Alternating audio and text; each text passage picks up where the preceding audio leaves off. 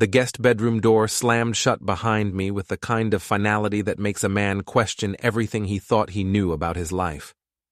Diana's voice still echoed through the hallway, shrill and accusatory. Maybe if you weren't flirting with every woman in the neighborhood, Trevor, we wouldn't have this problem. Before we dive deeper into this story, I have one small request. Please subscribe, drop a like, comment, and hit that hype button to boost this channel so more people can discover these incredible Reddit stories. I stood there in my pajamas, holding a pillow and feeling like an idiot. 38 years old, project manager at a decent construction firm, homeowner in suburbia, and here I was, getting kicked out of my own bedroom for allegedly flirting with Trish, our single mom neighbor who'd asked to borrow a ladder. Flirting, I muttered, tossing the pillow onto the guest bed. I handed her a ladder and said, "Be careful, real Casanova material there." But Diana had made up her mind. In front of her friends Lacey and Beth during their weekly wine night, she'd painted me as some kind of neighborhood predator. The way they'd all looked at me when I walked through the living room, like I was something they'd scrape off their shoes, told me everything I needed to know about where this was heading. Fine. If Diana wanted to play games, I could adapt. The next morning, while Diana got ready for work at her HR job downtown, I surveyed my new domain. The guest room was decent-sized, with good natural light and its own bathroom. By the time she left for work, I was already making a list. "Cal," I said into my phone, calling my buddy from high school who ran an electronics store. "I need to turn a bedroom into a fortress. You free this weekend?" "Trouble in Paradise?" Cal's gravelly voice carried that familiar note of dark humor that had gotten us both through too many bad situations to count. Let's just say I'm investing in my independence. By Sunday evening, my sanctuary was complete. 55-inch TV mounted on the wall, gaming console, mini-fridge stocked with beer, comfortable recliner, a proper desk setup for work-from-home days, and most importantly, a deadbolt lock that only I had the key to. Diana came home from her weekend yoga retreat to find me settled in, controller in hand, completely at peace. "What is all this?" she demanded, standing in the doorway like she was surveying a crime scene. "My new bedroom," I said without looking away from the screen. "Since you made it clear I'm not welcome in the old one." "Trevor, this is ridiculous. We need to talk about your behavior." "My behavior?" I paused the game and turned to face her. "Diana, I helped a neighbor with a ladder. You turned it into a federal case and humiliated me in front of your friends. So I adapted."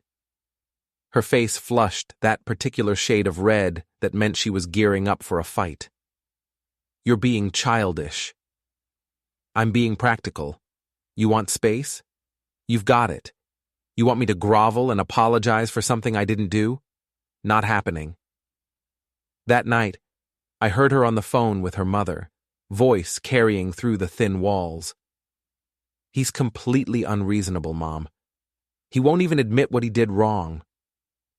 I smiled in the darkness of my sanctuary, door locked, surrounded by my own things. For the first time in months, I felt like I could breathe. The war of attrition began the next week. Diana started with passive-aggressive notes left on the kitchen counter. "The dishwasher needs to be emptied." "We're out of milk." "Your mother called." I responded by handling my own meals, doing my own laundry, and generally treating her like a roommate I barely knew. When she tried to freeze me out of the joint checking account, I simply opened my own and had my paychecks redirected. "You can't just shut me out financially," she snapped over breakfast on Thursday. "I'm not shutting you out. I'm protecting myself. Big difference." The real escalation came when Diana enlisted her flying monkeys. Her sister Jennifer called to lecture me about working on the marriage. Her mother left voicemails about commitment and compromise. Even her friend Lacey cornered me at the grocery store to tell me how hurt and confused Diana was.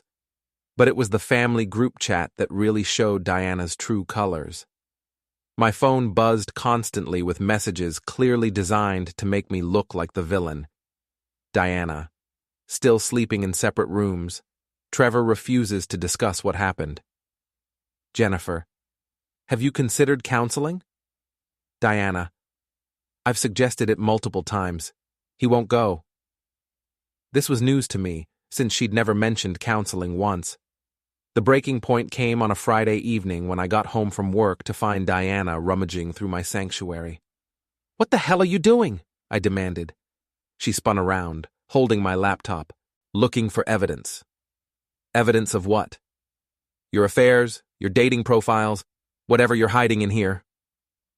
I took the laptop from her hands, noting the way she flinched slightly. Get out. This is my house too.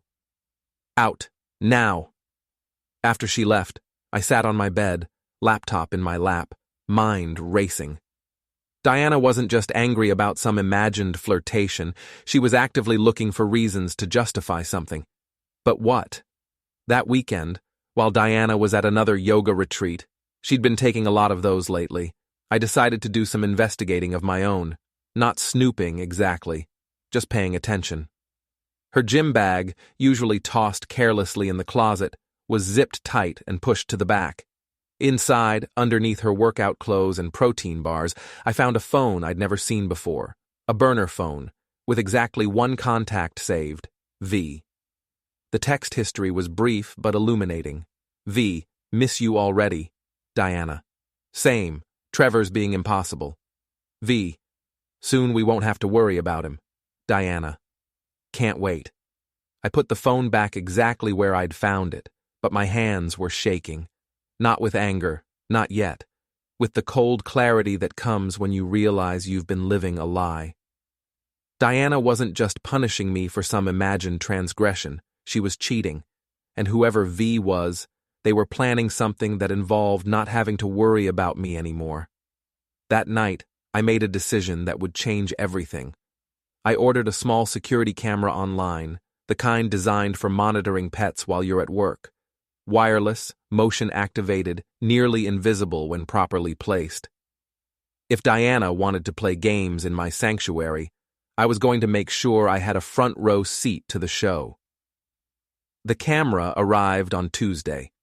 By Wednesday evening, it was installed in the corner of my sanctuary, hidden behind a decorative plant and angled to capture the entire room.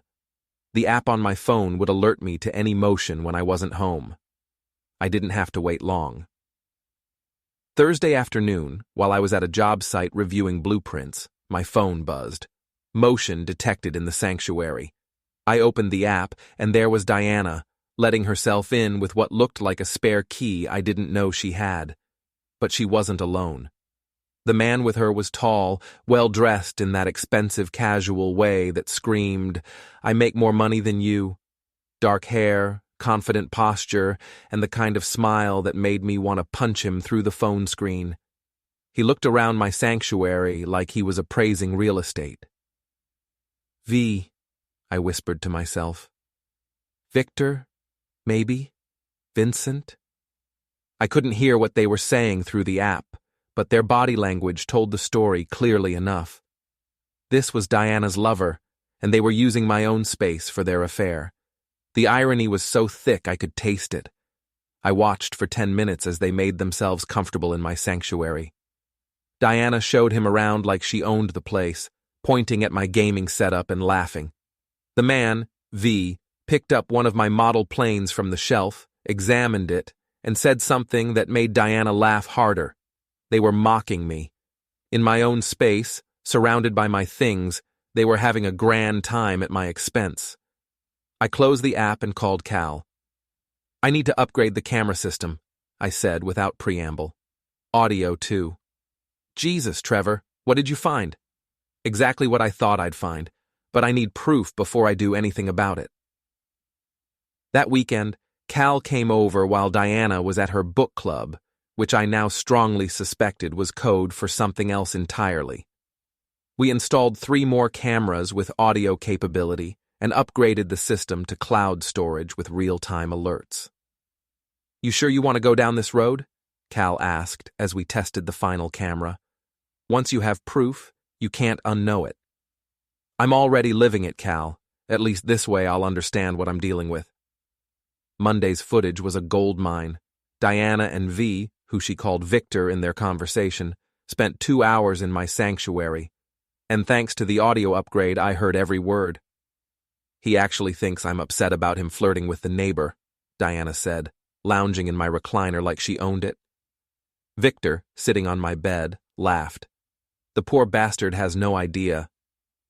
The best part is how he's isolating himself, moving into this room, cutting himself off from his friends. He's making it so easy. And the harassment complaint? My blood went cold. I'm working on it. A few more weeks of documented erratic behavior, maybe some witnesses to his angry outbursts, and I can make a case that he's become unstable. Hostile work environment, maybe even threats. Viktor nodded approvingly. Your HR background really comes in handy. Trevor's always been too trusting, too naive. He actually thinks this is about fidelity. Diana laughed, but it wasn't a sound I recognized. This wasn't the woman I'd married. This was someone else entirely. How long until you can file for divorce? I want to get him fired first. Destroy his reputation, make him look like the bad guy. That way, when I file, I'm the victim of an unstable, possibly abusive husband. Better settlement, more sympathy. Viktor leaned over and kissed her. You're brilliant. I know. I sat in my truck in the construction site parking lot, watching this conversation on my phone, and felt something fundamental shift inside me. The anger was there, sure, but underneath it was something colder, cleaner. Diana wasn't just cheating on me. She was systematically destroying my life as part of some elaborate plan to remake herself as a victim. The flirtation accusation, the social isolation, the financial games. It was all calculated. Well, two could play that game. That evening, I came home to find Diana in the kitchen, preparing what looked like a peace offering dinner.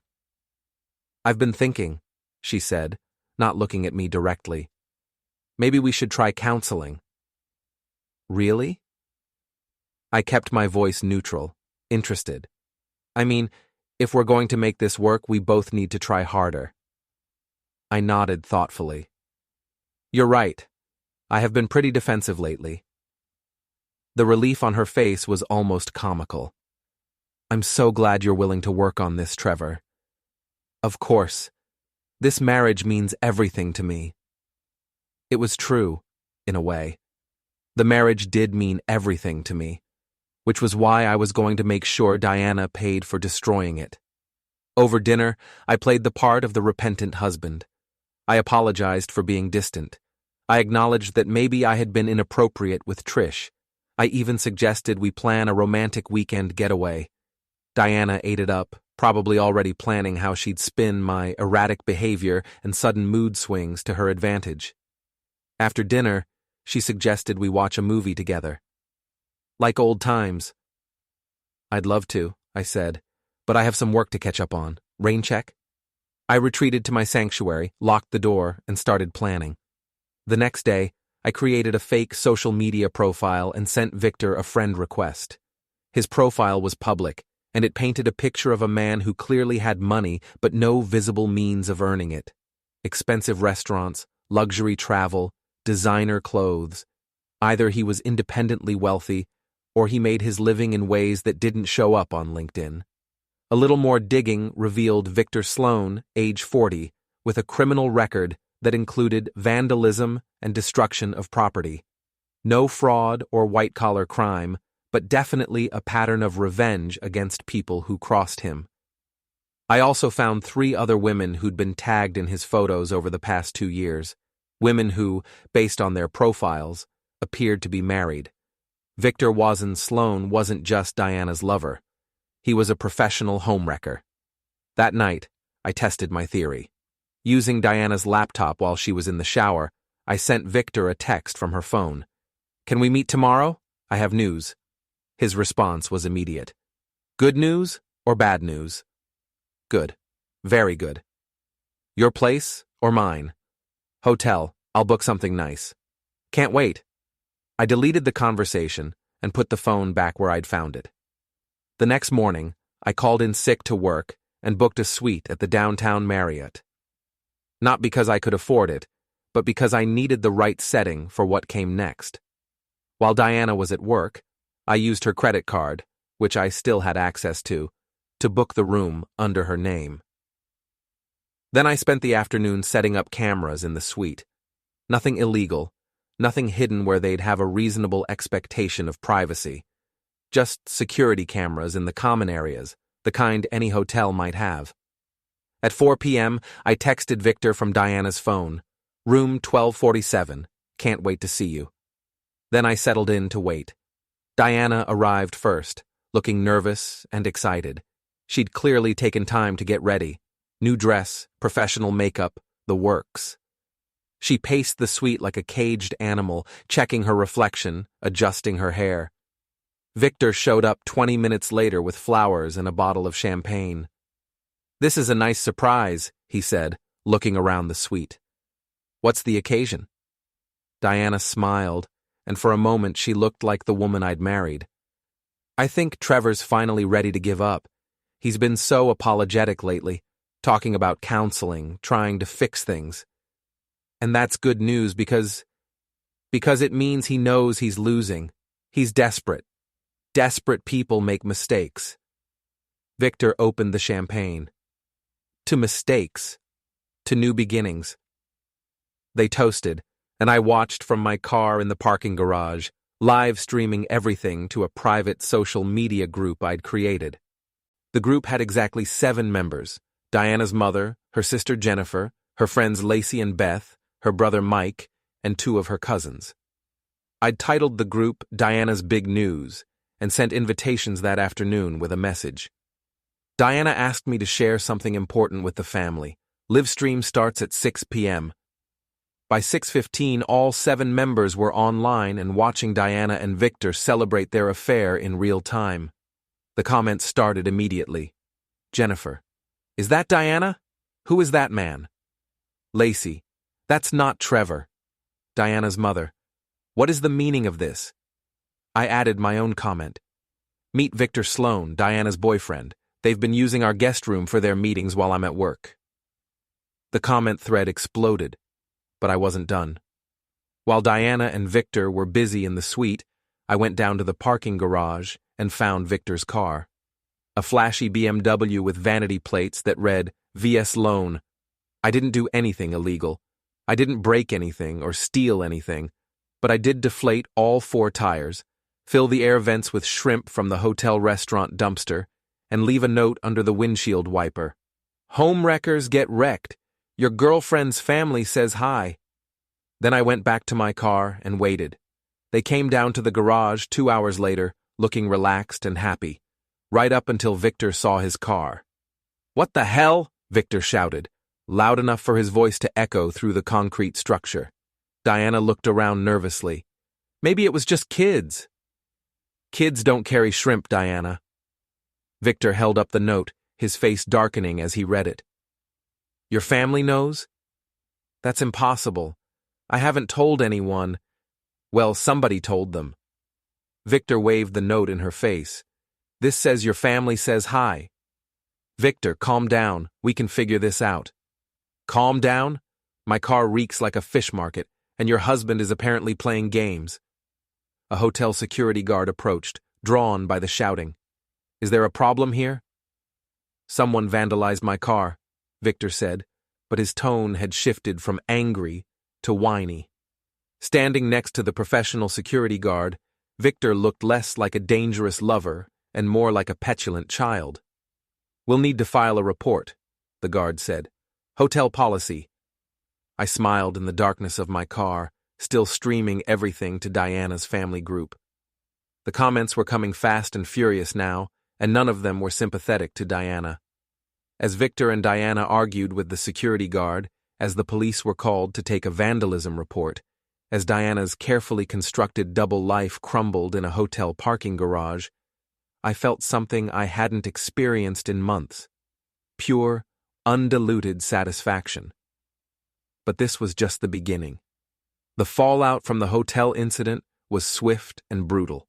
By morning, Diana's phone was buzzing constantly with calls from family members demanding explanations. I watched from my sanctuary as she paced the kitchen, her voice getting higher and more desperate with each conversation. "Mom, I can explain. No, it's not what it looked like. Trevor set us up somehow." The beautiful thing about truth is that it doesn't need to be defended. Lies, on the other hand, require constant maintenance. I emerged from my sanctuary around 9 a.m., showered and dressed for work, like it was any other day. "We need to talk," Diana said, cornering me by the coffee maker. "About what?" "You know about what. Last night, the hotel." I looked at her with what I hoped was convincing confusion. "What hotel?" "Don't play dumb, Trevor. The cameras, the live stream, Viktor's car." "Viktor?" I let the name hang in the air between us. "Who's Viktor?" Diana's face cycled through several expressions: anger, frustration, fear. My consultant, from work." "Ah." I poured my coffee slowly, deliberately. "And you were consulting with him at a hotel because—" "It was a business meeting. In a suite. With champagne." "How did you—" She caught herself, but too late. "How did I what, Diana?" She stared at me for a long moment, and I could see her trying to figure out how much I knew, how much I could prove. The problem with being a professional manipulator is that you assume everyone else is manipulating too. "I want you out," she said finally. "Out of what?" "The house, this marriage, everything." I nodded thoughtfully. "I can see why you'd want that. Must be hard maintaining a double life." "I don't know what you think you know. I know Viktor Sloane has a criminal record. I know he's been tagged in photos with at least 3 other married women in the past 2 years. I know you've been meeting him in my sanctuary while I'm at work." I paused, watching her face go pale. "And I know about your plan to get me fired." That last part hit home. Diana actually stepped backward. "You've been recording us." "In my own room?" "Yeah. Funny how that works." "That's illegal." "Actually, it's not. One-party consent state, and it's my room in my house. But I appreciate your concern for legal technicalities." Diana's phone rang. She glanced at it and declined the call. "This isn't over." "No," I agreed. "It's really not." I left for work feeling lighter than I had in months, but the real satisfaction came that evening when I got home to find Diana's car gone and a note on the kitchen counter: "Staying at Jennifer's until we figure this out." Perfect. That gave me time to prepare for the next phase. I called Cal. "I need your help with something." "More surveillance equipment?" "No. I need to borrow your truck and about 6 hours of your time this weekend." "What are we doing?" "Moving some furniture." Saturday morning, Cal showed up with his pickup truck and a confused expression. "I thought you said we were moving furniture." "We are, just not the kind you're thinking of." I led him to my sanctuary and showed him the plan I'd drawn up. "I want to turn this into a proper war room. Multiple monitors, better sound system, more comfortable seating. If I'm going to be living here permanently, I might as well make it perfect." "Trevor, this is getting a little obsessive." "Is it?" "Diana and her boyfriend were using this room to plan my destruction. Now I'm using it to plan hers. Seems fair to me." We spent the day upgrading everything. By evening, my sanctuary looked like mission control. 3 monitors showing different camera feeds, a sound system that could shake the walls, and a leather gaming chair that cost more than I should have spent, but felt like a throne. That night, I started my research in earnest. Viktor Sloane, it turned out, had a pattern. He targeted married women, usually ones with money or stable careers. The relationships lasted 6 to 8 months on average, always ending when the women left their husbands. Then, Viktor would move on to the next target. But there was something else. In each case, the women didn't just leave their husbands. They destroyed them first. Harassment claims, fraud accusations, domestic violence allegations. Always something that would ruin the man's reputation and career before the divorce. Viktor wasn't just a homewrecker. He was running a con game, and Diana was his latest mark. The irony was delicious. Diana thought she was using Viktor to escape her marriage with maximum benefit to herself. Viktor was using Diana to perfect his system of destroying men for profit, and I was going to use both of them to demonstrate what real revenge looked like. Monday morning brought the first sign that Diana was escalating. I got a call from HR at my company asking me to come in for a meeting. "What's this about?" I asked Janet, our HR director. "We've received some concerns about your recent behavior. Nothing formal yet, just concerns." I nodded. "From my wife?" Janet looked surprised. "How did you know?" "Lucky guess. What kind of concerns?" "Erratic behavior, mood swings, possible substance abuse." "I see. And what evidence was provided for these concerns?" "Well, that's what we're trying to determine. Can you account for your whereabouts last Thursday afternoon? You called in sick, but..." "I was at the downtown Marriott, documenting my wife's affair with her boyfriend, Viktor Sloane. I have video evidence, credit card receipts, and about 7 witnesses who can confirm the timeline." Janet blinked. "Oh. Diana is trying to get me fired as part of a larger plan to destroy my reputation before filing for divorce. I have recordings of her discussing this strategy with her lover. Would you like to hear them?" That won't be necessary. But if you have evidence of false accusations, I have everything. Dates, times, recordings, witnesses. Diana works in HR too, so she knows exactly how to manipulate the system. The question is whether my company is going to be a victim of that manipulation or a partner in stopping it. Janet was quiet for a long moment. "Can you provide copies of this evidence?" "Absolutely. But I want it on record that any accusations Diana makes going forward are part of a documented pattern of harassment and defamation." "Understood." I left the meeting feeling victorious, but I knew Diana wouldn't give up easily. If anything, getting caught would make her more desperate. I was right. That evening, I came home to find my sanctuary door standing open and my belongings scattered across the floor.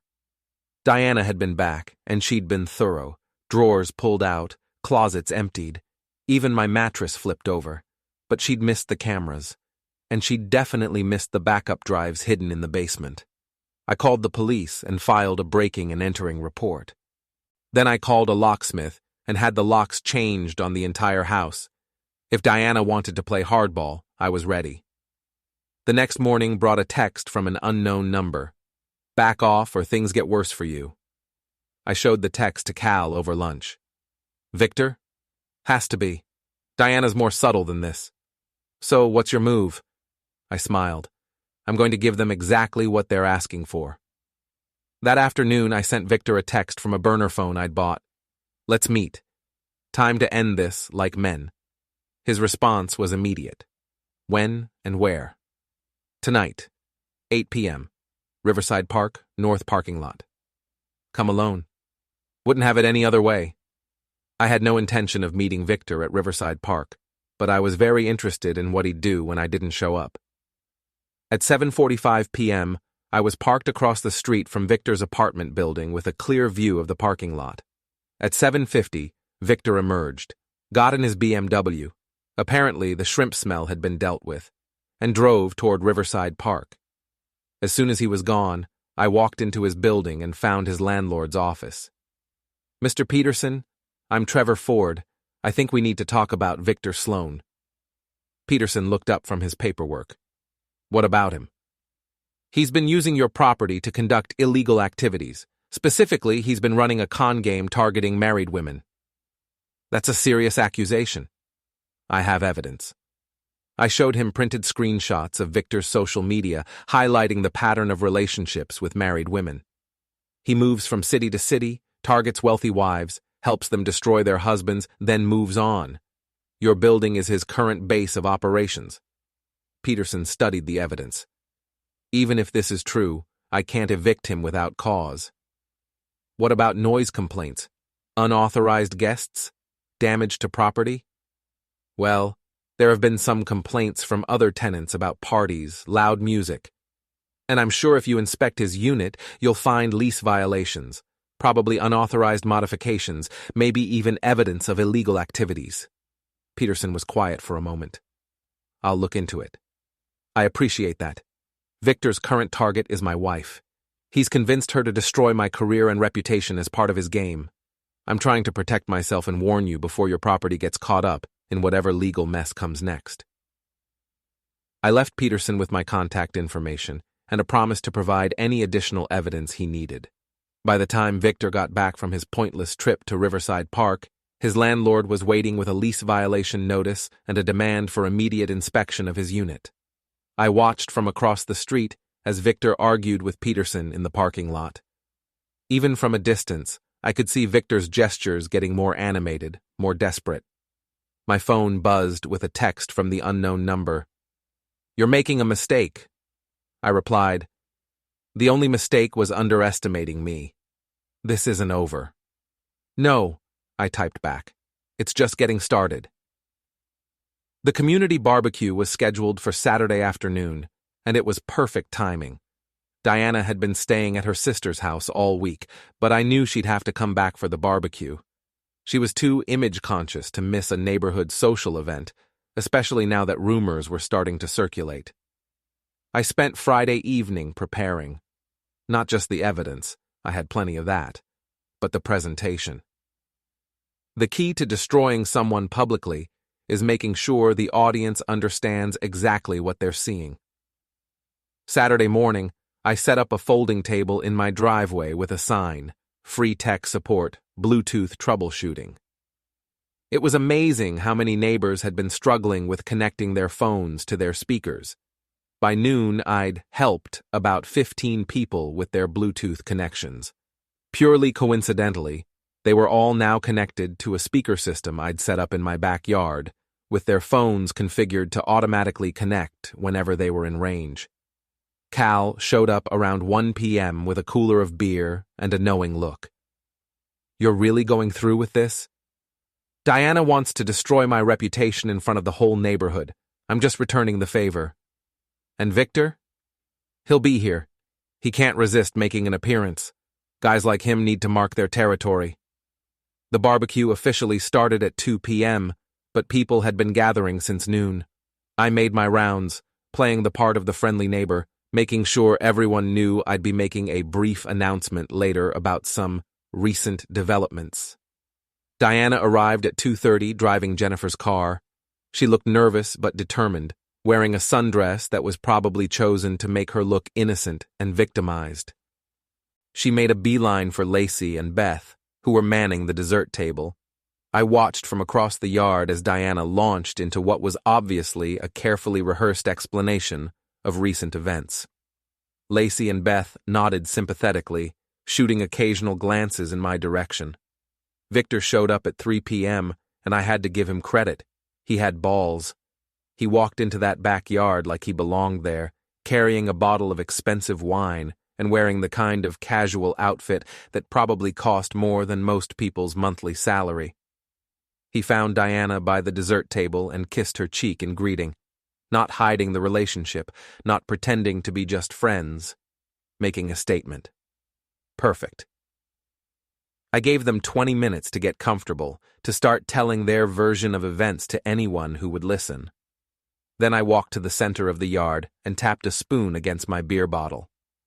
"Hey everyone, can I get your attention for just a minute?"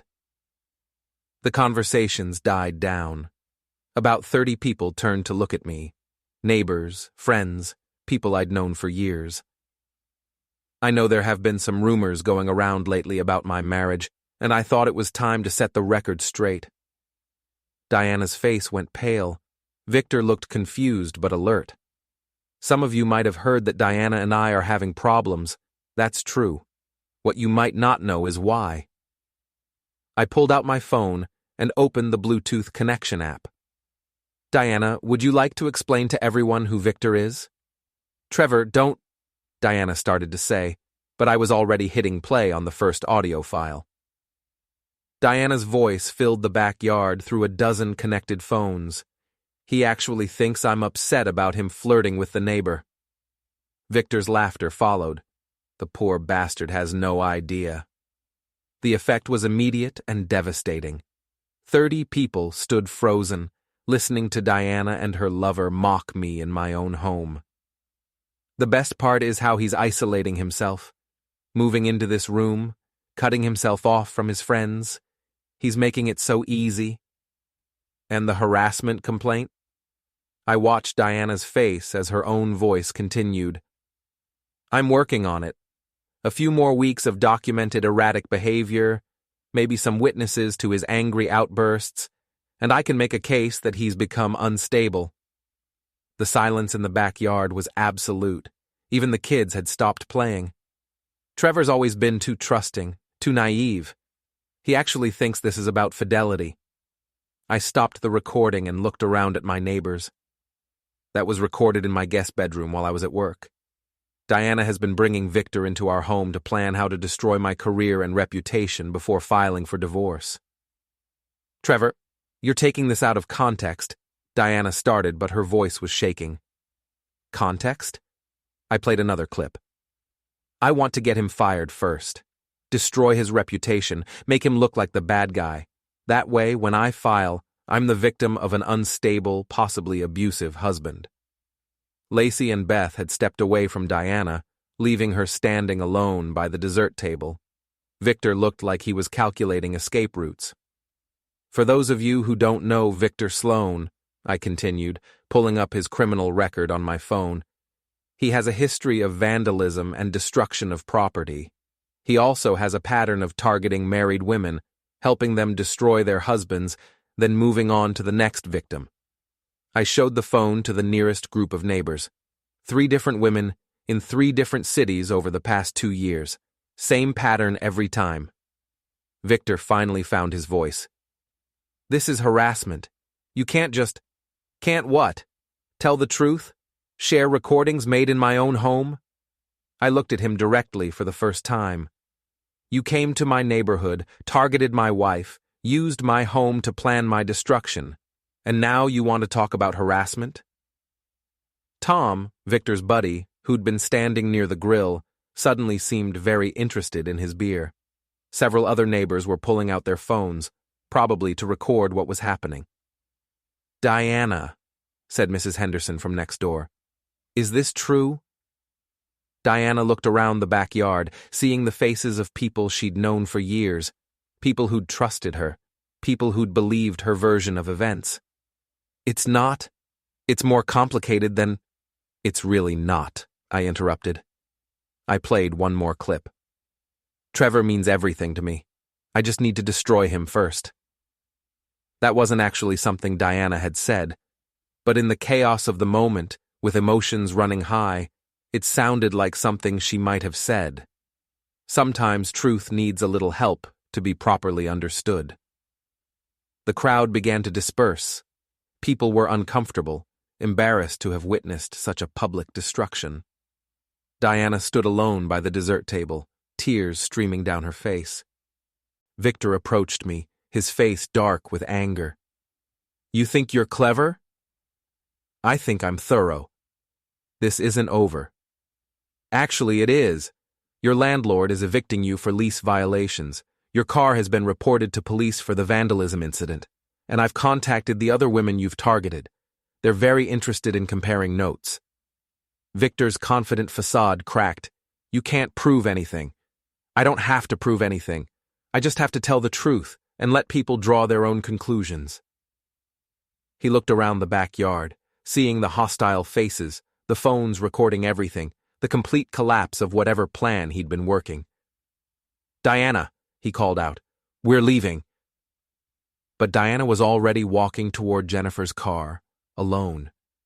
Viktor stood there for a moment, realizing that his latest mark had just become a liability he couldn't afford. Then he too headed for the exit, but not before Mrs. Henderson's teenage son accidentally spilled a full cup of soda down the back of his expensive shirt.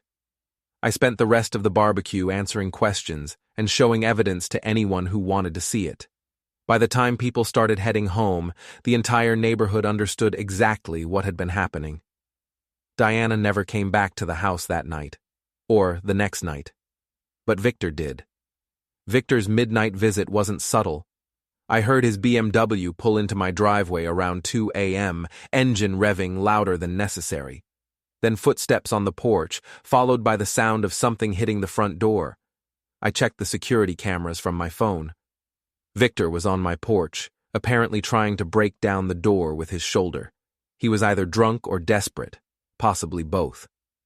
I called 911, then settled back to watch the show. By the time the police arrived, Viktor had managed to crack the door frame but hadn't actually gotten inside. He was sitting on my porch steps, holding his shoulder and looking sorry for himself. I met the officers at the door, still in my pajamas but fully alert. "Mr. Ford, you called about an attempted break-in?" "That's right. Viktor Sloane has been harassing me and my wife. Tonight, he tried to force entry into my home." Viktor struggled to his feet. "That's not... He's been stalking us, recording us. He's obsessed." Officer Martinez looked between us. "Sir, have you been drinking tonight?" "A little, but that's not..." "Mr. Ford, do you have security footage of the incident?" I showed them the camera feed on my phone. Clear video of Viktor attempting to break down my door, with timestamps showing he'd been at it for nearly 20 minutes before I called police. "Sir, you're under arrest for attempted breaking and entering," Officer Martinez told Viktor. As they led Viktor to the patrol car, he shouted back at me, "This isn't over! You have no idea what you're dealing with!" I waved from my doorway. "Drive safe!" The next morning brought a call from Viktor's employer, a high-end consulting firm downtown. "Mr. Ford, this is Patricia Williams from Meridian Consulting. I understand one of our contractors, Viktor Sloane, has been having some kind of dispute with you?" "You could say that. He's been having an affair with my wife and helping her plan false harassment claims against me. Last night he tried to break into my house." "I see. We weren't aware of any personal issues." Mr. Sloane represented himself as single and available for travel. "I have documentation showing he's done this before. Multiple married women, multiple cities. I'd be happy to share it with you. That would be very helpful. We have a morality clause in our contracts, and if Mr. Sloane has been misrepresenting himself..." I spent an hour on the phone with Patricia Williams, sharing Viktor's social media history, his criminal record, and selected audio clips of him discussing his system for targeting married women. By noon, Viktor was unemployed. Diana, meanwhile, was dealing with her own professional consequences. Her HR director called me around 2 p.m. "Mr. Ford, this is Sandra Chen from Diana's company. We need to discuss some allegations that have come to our attention." "About Diana filing false harassment claims?" "Among other things. We've received some recordings that suggest Diana may have been using company resources for personal matters." I'd forgotten about that detail. Diana had used her work computer to research Viktor, to coordinate their meetings, even to book the hotel room where I'd caught them together. "I have documentation of everything," I told Sandra. Dates, times, specifics about how she planned to manipulate HR processes at my company. "Can you come in tomorrow morning? We'll need a formal statement." "Of course. Should I bring a lawyer?" "That's up to you. But Mr. Ford, this conversation is being recorded for quality assurance purposes." "I understand. For what it's worth, Sandra, I don't take any pleasure in this. Diana made her choices. I'm just protecting myself." That evening, Cal came over with Chinese takeout and a bottle of whiskey. "So," he said, settling into the chair across from my desk in the sanctuary, "you've gotten Viktor arrested and fired. Diana's probably about to lose her job, and half the neighborhood thinks you're either a hero or a psychopath." "Which half thinks I'm a psychopath?" "The half that's been cheating on their spouses." I laughed despite myself. "Fair enough.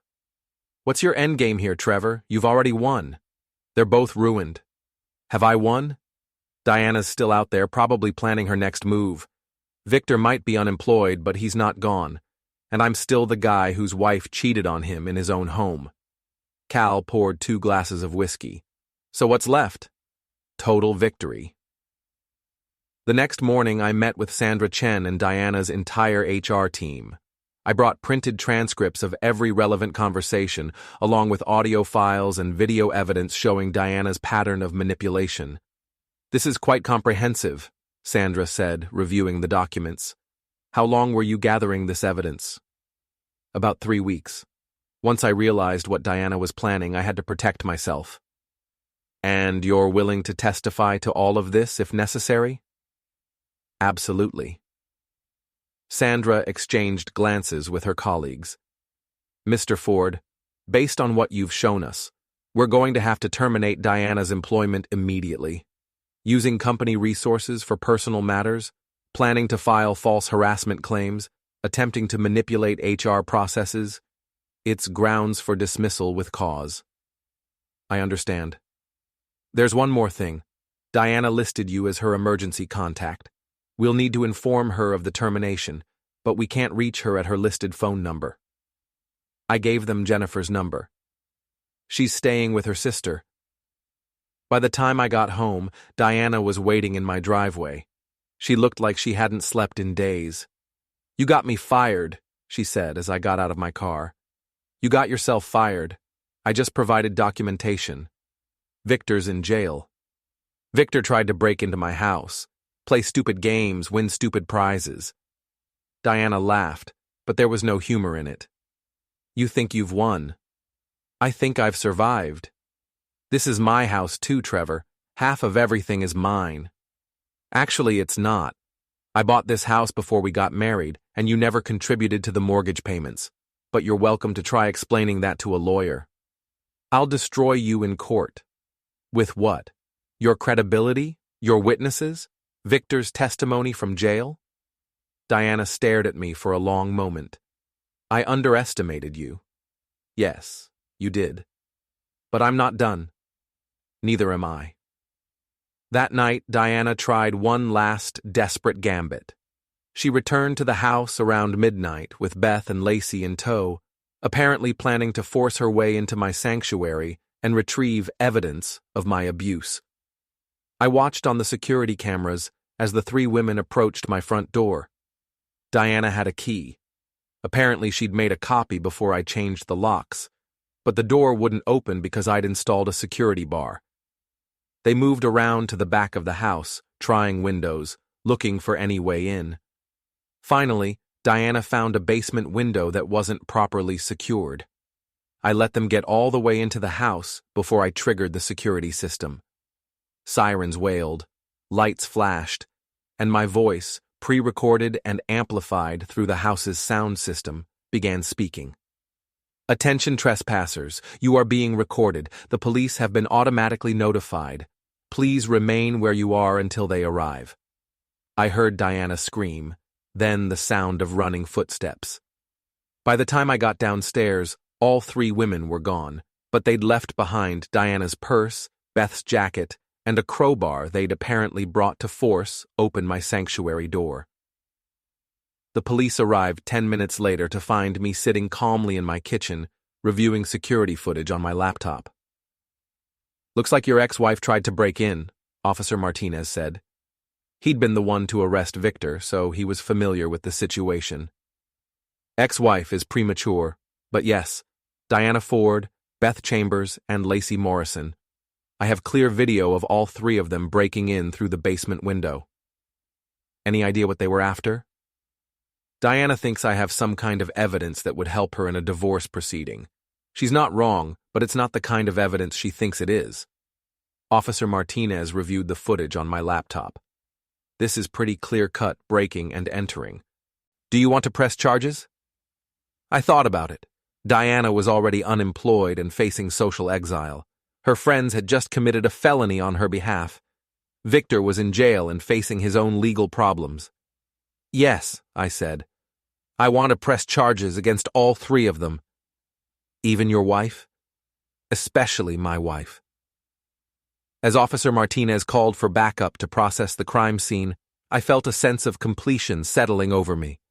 Diana had started this war with the intention of destroying my life, my career, my reputation. Instead, she'd lost her job, her lover, her friends, and her freedom. But I wasn't done yet. There was still one final act to play out. The arraignment was scheduled for Friday morning. Diana, Beth, and Lacey were all facing breaking and entering charges, which in our state carried a potential sentence of up to 5 years in prison. Diana had posted bail, but Beth and Lacey were still in county lockup, apparently unable to afford the $10,000 each. I spent Thursday evening in my sanctuary, reviewing everything one last time: the audio recordings, the video evidence, the financial records showing how Diana had tried to manipulate our accounts. Everything was organized, documented, and backed up in multiple locations. Tomorrow, this would all be over. Diana would face the consequences of her choices, Viktor would remain in jail pending his own trial, and I would finally be free to move on with my life. But Diana had one last card to play. The storm hit around 11 p.m. Thursday night. Not just rain, but a full-scale thunderstorm with winds strong enough to shake the house and lightning that lit up the sky like daylight. I was in my sanctuary, reading and listening to the storm, when the power went out. Emergency lighting kicked in immediately. I'd installed a backup power system weeks ago, anticipating that Diana might try to cut the electricity. The security cameras switched to battery power, and my computer systems remained online. That's when I saw them on the monitors. Diana and Viktor, approaching the house through the storm. Viktor was supposed to be in jail, but apparently he'd made bail. They were both soaked to the skin, moving carefully across the yard, trying to stay out of sight of the cameras. But I had cameras everywhere now. Motion sensors, infrared capability, multiple angles. I could see them clearly despite the darkness and rain. Viktor was carrying what looked like a crowbar. Diana had a backpack, probably containing tools or weapons. They weren't just planning to break in. They were planning to destroy everything. I called 911, but the storm was interfering with cell service. The call kept dropping, and I couldn't get through to emergency services. I was on my own. I activated the house's full security protocol. Steel shutters rolled down over every window. The front and back doors engaged their electronic locks. Motion-activated floodlights illuminated the entire property. Diana and Viktor froze in the sudden glare, looking around like trapped animals. Then I activated the sound system. "Diana, Viktor, you're trespassing on private property. You're being recorded from multiple angles. Leave now, or face the consequences." Viktor raised his crowbar toward the nearest camera. "We're not leaving until we get what we came for." "And what's that, Viktor?" "The recordings. The evidence, everything you've used to destroy our lives." I laughed, and the sound echoed across the property through a dozen speakers. "You destroyed your own lives. I just documented it." Diana stepped forward, shouting over the storm. "Trevor, this has gone far enough. I want a divorce. You want a divorce. Let's just end this." "You had your chance to end this, Diana. Multiple chances. Instead, you chose to escalate." "What do you want?" Viktor yelled. "I want you to understand what you've done. I want you to face the consequences, and I want everyone to see exactly who you really are." That's when I activated the live stream, every social media platform I could access. Facebook, Instagram, Twitter, YouTube. Multiple camera angles showing Diana and Viktor standing in my yard, soaked and desperate, carrying weapons and planning to break into my home. The viewer count started small, a few dozen people, but began climbing rapidly as word spread. "Trevor," Diana said, her voice now audible through the speakers I'd placed around the property, "people are watching this." "Yes, they are. Your family, your former friends, your former co-workers. Everyone gets to see the real Diana Ford." Viktor tried a different approach. "Look, man, we can work this out. Whatever you want. Money, an apology, whatever. Just name it. I want you to leave. Both of you. Get in your car, drive away, and never come back. And if we don't, then you'll find out what happens when you threaten someone who's prepared for everything." Viktor raised his crowbar and started walking toward the house. "I'm done playing games." That's when I triggered the sprinkler system. Water erupted from dozens of hidden nozzles around the property, creating a wall of spray between Viktor and the house. The water was pressurized, strong enough to knock him backward and send the crowbar flying. Diana screamed, whether from the water or from seeing Viktor go down, I couldn't tell. The live stream viewer count was approaching 1,000 people. Comments were flooding in faster than I could read them, but the general sentiment was clear. People were enjoying the show. "Trevor!" Diana shouted over the sound of water and wind. "Turn off the water! Leave! We can't! Viktor's car won't start!" I checked the camera focused on the driveway.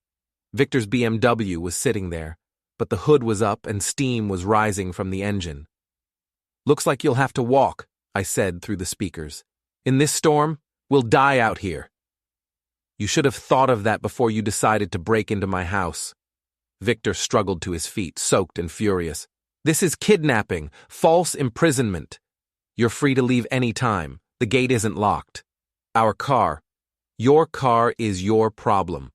Diana was crying now, mascara running down her face, her hair plastered to her head. "Trevor, please. I'm sorry. I'm sorry for everything." "Are you sorry for cheating on me?" "Yes." "Are you sorry for trying to get me fired?" "Yes." "Are you sorry for using my own home to plan my destruction?" "Yes, I'm sorry for all of it." "Are you sorry you got caught?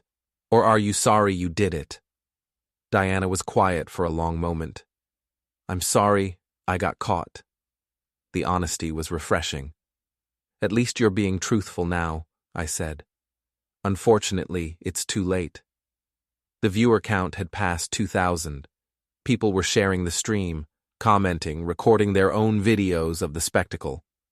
Diana and Viktor's public humiliation was being broadcast to an ever-growing audience. Viktor made another attempt to approach the house, but the sprinkler system drove him back again.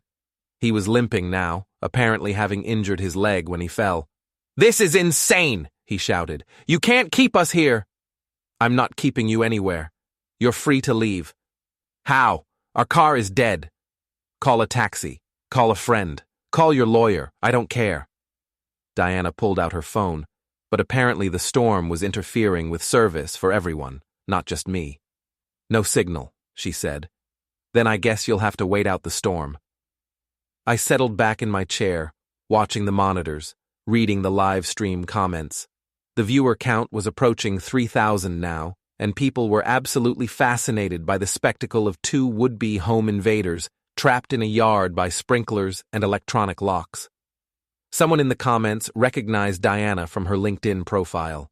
Within minutes, people were posting screenshots of her employment history, her social media photos, even her wedding pictures with me from 5 years ago. Another commenter identified Viktor from his arrest record. His mugshot appeared in the chat, along with details about his criminal history and his pattern of targeting married women. Diana and Viktor were being doxxed in real time by thousands of strangers who were treating their humiliation as entertainment. "Trevor," Diana said, her voice smaller now, defeated. "Please, turn off the cameras." "Why?" Because this will follow us forever. Everyone will know." "Everyone should know. You're dangerous people. You destroy lives for fun and profit. The community has a right to know what you are." Viktor tried one more time to approach the house, but he was moving slowly now, clearly exhausted and in pain. The sprinklers drove him back again, and he collapsed on the wet grass. "I think Viktor needs medical attention," Diana said. I zoomed in with the cameras. Viktor was conscious but clearly struggling. His leg was bent at an odd angle and he was having trouble breathing. For a moment, I felt something that might have been sympathy. Then I remembered the recordings of them mocking me, planning my destruction, laughing about my pathetic loyalty. "Medical attention is available," I said through the speakers. "At the hospital, which is not here." "Trevor, he could die." "People die every day, Diana. Usually not from sprinkler-related injuries, but there's a first time for everything." The live stream viewer count hit 5,000. Someone had created a hashtag. Check sprinkler justice. The story was spreading beyond my original audience, being picked up by news outlets and viral video channels. Diana and Viktor weren't just facing legal consequences anymore. They were becoming internet famous for all the wrong reasons. Finally, around 2 a.m., the storm began to clear. The wind died down, the rain stopped, and cell service was restored. Within minutes, police cars were pulling into my driveway, their red and blue lights adding to the surreal atmosphere of the scene. I met the officers at my front door, deactivating the security systems as they approached. "Mr. Ford, we got multiple 911 calls about this address." "I'm sure you did. These two individuals attempted to break into my home tonight. I detained them using non-violent security measures until you could arrive." Officer Martinez, who was becoming a regular feature in my life, looked around at the soaked yard, the disabled car, and the two bedraggled figures sitting in the grass. "You detained them with sprinklers? And electronic locks, and social media. It's been quite a show." Diana and Viktor were arrested for attempted breaking and entering, trespassing, and possession of burglary tools. Viktor was also taken to the hospital for his injured leg, though it turned out to be just a sprain. As the police cars pulled away, I stood on my porch, looking out at my yard, my sanctuary, my domain. The live stream was still running. The viewer count had peaked at over 8,000 people, and the recording would be available online forever. Diana and Viktor's faces, their voices, their complete humiliation, all of it preserved for posterity. My phone buzzed with a text from Cal. "Dude, you're trending on Twitter." I looked up at the clearing sky, breathed in the clean air after the storm, and smiled. Diana had started this war with the intention of destroying my life. Instead, she'd given me something I'd never had before, the absolute certainty that I was capable of anything. Viktor had thought he could manipulate and discard me like all his previous victims. Instead, he'd learned that some people fight back. And I had learned something about myself that I'd never known. Revenge, when properly executed, was the most satisfying feeling in the world. I walked back into my house, locked the door, and returned to my sanctuary. Tomorrow, I would file for divorce. I would testify at Diana and Viktor's trials. I would rebuild my life exactly the way I wanted it. But tonight, I was going to sit in my chair, in my room, in my house, and enjoy the peace that comes from total victory. The viewer count was still climbing.